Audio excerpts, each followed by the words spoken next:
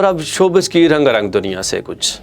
Senior اداکار عدنان صدیقی نے ہمایوں سعید سے فرمائش کی ہے کہ وہ رواں سال جب کوئی فلم بنائیں تو مرکزی کردار کے لیے مجھے کاسٹ کریں۔ میڈیا رپورٹ کے مطابق عدنان صدیقی نے ہمایوں سعید کی 2015 کی کامیاب مصالحہ فلم جوانی پھر نہیں آنی کا کلپ انسٹاگرام پر شیئر کرتے ہوئے دیرینہ دوست سے مذاق بھی کیا۔ عدنان نے فلم کا کلپ شیئر کرتے ہوئے ہمایوں سعید کو یاد دلایا کہ ان کے مقابلے میں وہ لڑکیوں سے اچھا برتاؤ اور محبت کرتے ہیں۔ عدنان صدیقی نے لکھا کہ جیسے ہی وہ لڑکیوں سے اچھا برتاؤ کرنے لگتے ہیں، خواتین ہمایوں سعید سے دور ہو جاتی ہیں۔ ساتھ ہی عدنان نے شکوہ کیا کہ وہ ناانصافی کیوں کرتے ہیں۔ اب ان کی خواہش ہے کہ ہمایوں رواں برس کوئی فلم بنائیں تو انہیں مرکزی کردار کے لیے کاسٹ کریں۔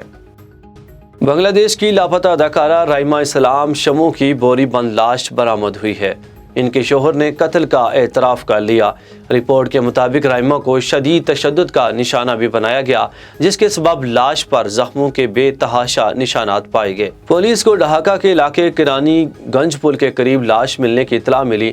اداکارہ کے شوہر شہاوت علی نوبل اور ڈرائیور سے تفتیش کی گئی تو شہاوت نے سچ اگلتے ہوئے بیوی کے قتل کا اعتراف کر لیا۔ پولیس نے اداکارہ کی لاش کو پوسٹ مارٹم کے لیے ہسپتال منتقل کر دیا ہے۔ اداکارہ رائمہ بنگلہ دیش کی شوبز انڈسٹری کی معروف شخصیات میں شامل تھی۔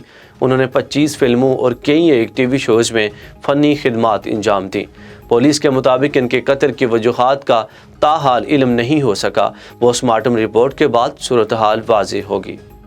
بھارتی لیجنڈری گلوکارہ لتا منگیشکر کورونا اور نمونیا کی وجہ سے ممبئی کے اسپتال میں انتہائی نگہداشت کے وارڈ میں داخل ہیں۔ بھارتی میڈیا کے مطابق لتا منگیشکر کی بیماری کے حوالے سے تازہ ترین اطلاعات سامنے آ رہی ہیں کہ گلوکارہ کا علاج کرنے والے ڈاکٹروں نے ان کی صحت یابی کے لیے مداحوں سے دعا کی اپیل کی ہے۔ رپورٹس کے مطابق ڈاکٹرز کا کہنا ہے کہ لتا تاحال ICCU میں داخل ہیں اور ہم پوری کوشش کر رہے ہیں کہ وہ جلد صحت یاب ہو جائیں۔